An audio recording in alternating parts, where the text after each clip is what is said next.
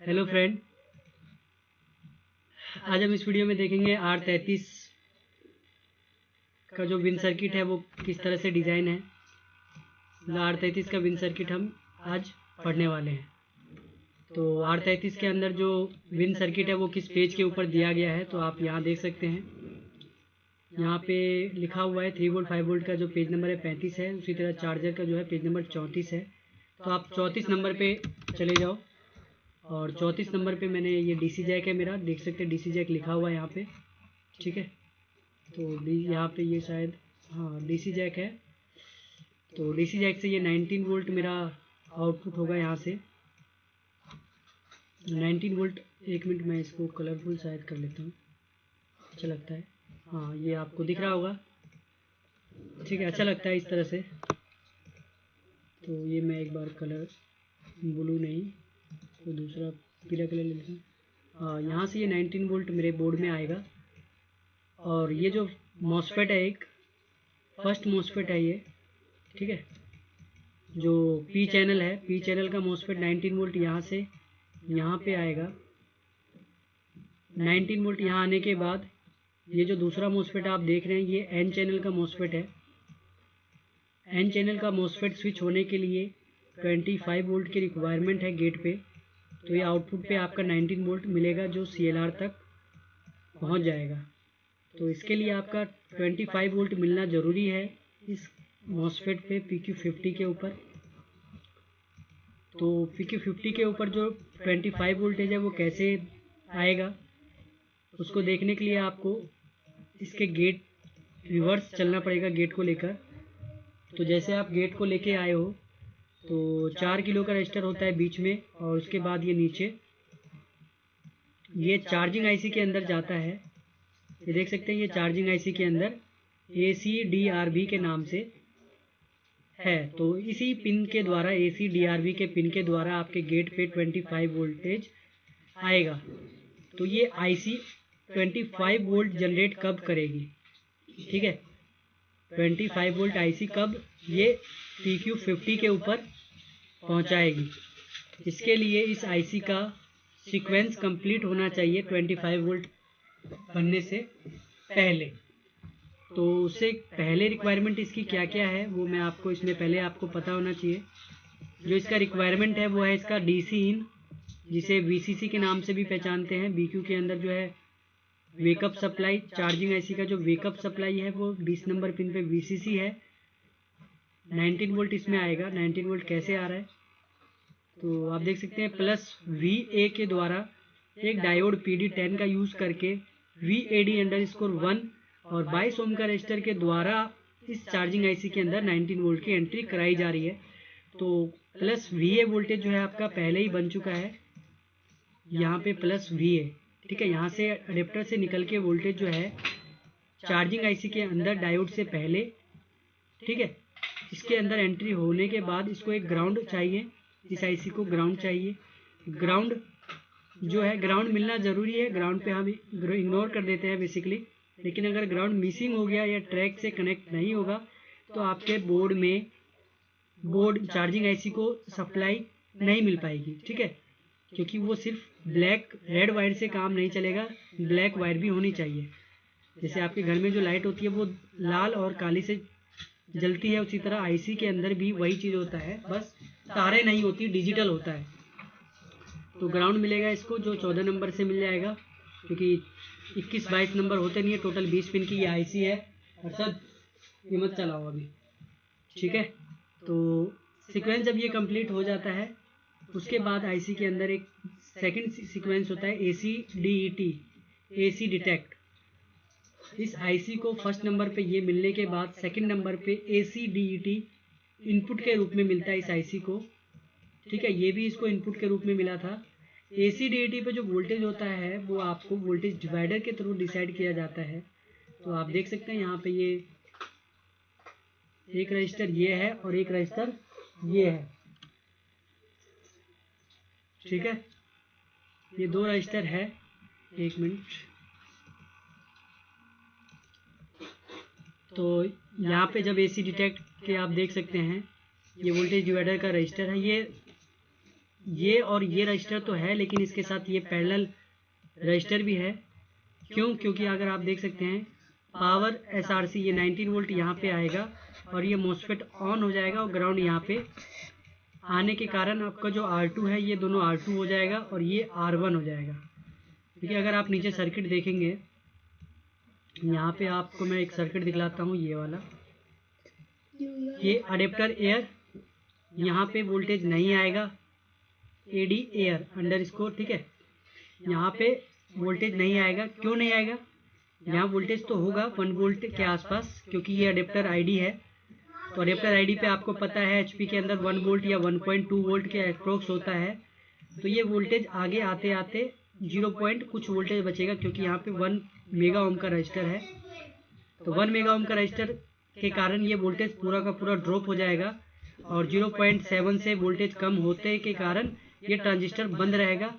बंद होने के बाद ये पावर सोर्स आपका यहाँ से यहाँ पे आएगा और यहाँ ट्रिगर हो जाएगा, मॉसफेट ग्राउंड ऊपर फेंक देगा, जिसके कारण ये दोनों R2 बन जाएगा और ये वाला मॉसफेट आपका R1 बन जाएगा।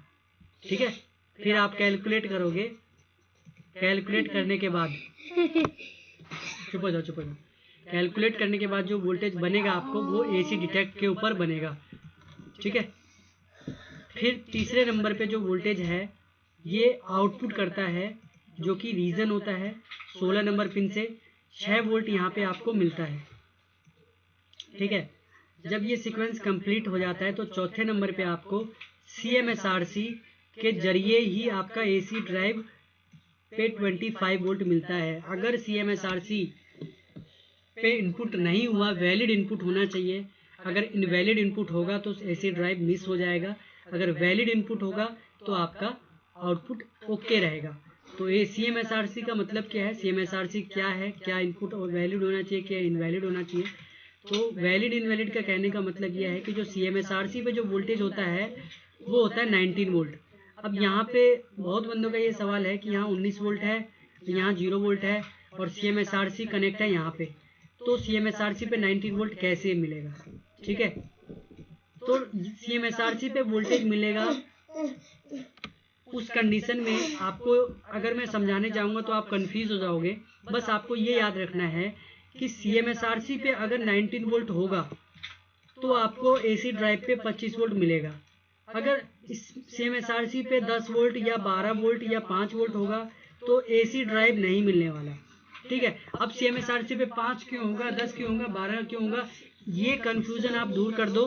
ठीक है, अगर आप अभी इस कंफ्यूजन में रहोगे कि नहीं सर ने बताया नहीं, सर को आता नहीं, ठीक है, तो मेरे को क्या आता है वो मुझे पता है। ठीक है, आपको बस ये याद रखना है कि जो CMSRC पे है वो 19 वोल्ट होना चाहिए।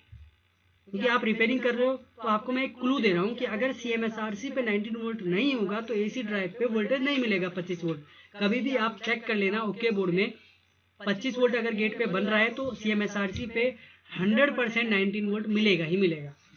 फिर कभी कभी क्या होता है किसी कंडीशन में, कारण क्या होता है, ये जो 4 किलो का रजिस्टर है CMSRC के पाथ में अगर ये डिस्टर्ब हो गया, डिस्टर्ब कहने का मतलब इसकी वैल्यू अप डाउन हो गई या इसके अंदर का जो करंट है लीक हो गया, ज़्यादा लीक हो गया, ठीक है, तो CMSRC पे रॉन्ग इन्फॉर्मेशन मिलने के कारण जो AC ड्राइव पे 25 वोल्टेज नहीं जनरेट हो पाएगा। तो आपको क्या करना है, चेक कर लेना है, ठीक है, कि ये 4 किलो का रजिस्टर ओके है या नहीं, यहाँ से कंटिन्यूटी लेकर यहाँ की कनेक्टिविटी ओके है या नहीं। अगर कनेक्टिविटी डिस्टर्ब हुई तो आपको 25 वोल्ट मिलना बंद हो जाएगा। ठीक है, तो आपको ये समझ में आ रहा होगा। उसी तरह आपको AC ड्राइव के 4 किलो के रजिस्टर को भी देखना है। कभी कभी क्या होता है ये रजिस्टर के कारण ही 25 वोल्ट बनना बंद हो जाता है। तो आपको यहाँ पे एक बार चेक कर लेना है, इसको ट्विजर से या चिमटी से, ट्विजर से इसको आपस में शॉर्ट करके आपको देखना है कि आपके गेट पे 25 वोल्टेज आया या नहीं आया। अगर 25 वोल्टेज जनरेट हो गया ट्विजर से शॉर्ट करने पर तो आप इस रजिस्टर को चेंज कर दें या इसकी जगह आप जंपर मार के भी देख सकते हैं। ठीक है, फिर क्या होता है ये 19 वोल्ट आपका 25 वोल्ट मिलने के कारण 19 वोल्ट आपके जंक्शन पे आपके CLR पे पहुंचता है। 19 वोल्ट यहाँ पहुंचने के बाद इस तरफ भी आता है और यहाँ से 19 वोल्ट का डिस्ट्रीब्यूशन हो जाता है। तो जो 19 वोल्ट का नाम यहाँ पे होता है वो क्या होता है, विन। 19 वोल्ट का जो नाम पड़ता है वो यहाँ पे विन होता है। ठीक है, ठीक है, ये विन CLR का जो डिस्ट्रीब्यूशन नेम होता है वो होता है विन। ठीक है, तो ये विन आपको समझना है। ठीक है ना, तो ये विन आपके पूरे बोर्ड में डिस्ट्रीब्यूट हो जाएगा। और यहाँ से ये जो 19 वोल्ट है आपका, ये CLR पे जाने के बाद, CLR से पहले इस डिस्चार्जिंग मोसफेट है मेरा, ये डिस्चार्जिंग मोसफेट पे भी चला जाएगा। और डिस्चार्जिंग मोसफेट का काम आपको पता है क्या है, कि जो ये मोसफेट होता है, इस मोसफेट के इस तरफ 19 वोल्ट होता है और दूसरी तरफ जो वोल्टेज है आपको 0 वोल्टेज मिलना चाहिए या 1 वोल्टेज 2 वोल्टेज मिलेगा अप्रोक्स।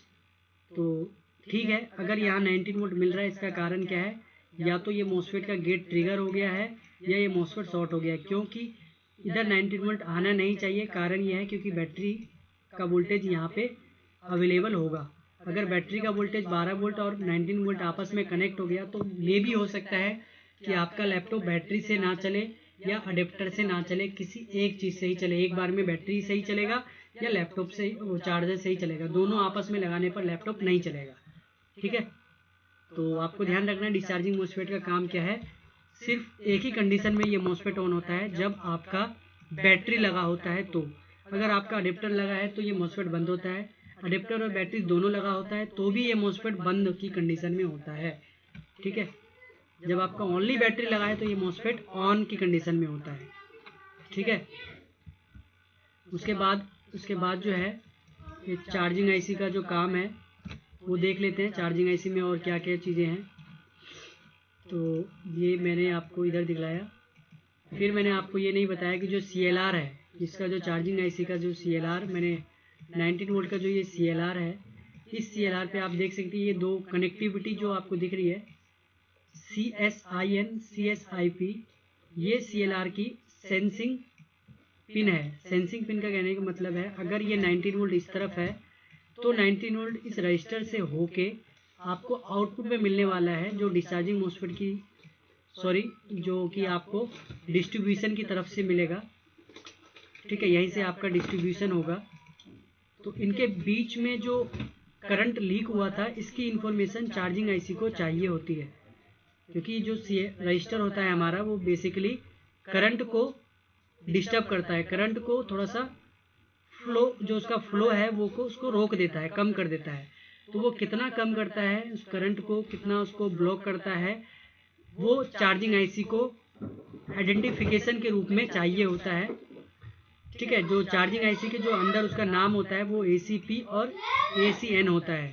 ठीक है, हाँ बोल। ठीक है, तो ये ACP ACN का जो काम है वो आप समझ गए। और ये दोनों इनपुट होता है जो चार्जिंग आईसी के लिए। फिर ये इनपुट चार्जिंग आईसी को मिलने के बाद ये आईसी आउटपुट जनरेट करता है ACP ACN के द्वारा, जो आई आउट होता है।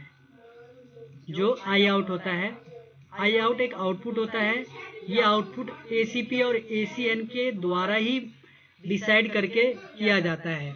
आई आउट पे जो वोल्टेज होता है वो मिली वोल्टेज होता है, मतलब आई आउट पे जो लीकेज हुआ उसका इंटू 20 या इंटू 40 वोल्टेज आपको आई आउट पे मिलता है। ACP ACN के अंदर 0.00 कुछ लीकेज हुआ, वो उन्होंने सेंस किया, उसको आप इंटू 40 मल्टीप्लाई करोगे तो आपको पता चलेगा।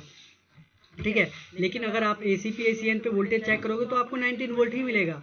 इस तरफ 19 वोल्ट, इस तरफ 19 वोल्ट। वो इंटरनली जो करंट है वो सेंस कर लेती है ये आईसी। ठीक है, उसके हिसाब से आई आउट पे वोल्टेज मिलता है। आई आउट एक आउटपुट वोल्टेज है जो कि आईओ के लिए दिया जाता है, आईओ के लिए निकाला जाता है। ठीक है, उसके बाद चार्जिंग आईसी के अंदर जितनी भी पिन बचती हैं, सिवाय एक पिन को छोड़ के AC परजेंट, जो कि AC परजेंट है, इसको AC ओके कहते हैं। ठीक है, इसको छोड़ के जितनी भी पिन बच गई है, ये सारी पिनें बैटरी को चार्ज करने में काम आती है। ठीक है, बैटरी को चार्ज करने में काम आती है। बैटरी को चार्ज करने के लिए इसका यूज़ किया जाता है। लैपटॉप को ऑन कराने के लिए सिर्फ मैंने जो अभी बताई आपको, बस इसकी ज़रूरत है आई आउट तक। ठीक है, कभी कभी अगर HP के बोर्ड में आई आउट मिसिंग है तो भी बोर्ड ऑन नहीं होता, बहुत कम रेयर केस में ऐसा होता है। ठीक है, AC ओके हमारा वैलिड कंडीशन में होना चाहिए। AC ओके अगर मिसिंग है या इनवैलिड है तो भी आपका बोर्ड ऑन नहीं होगा।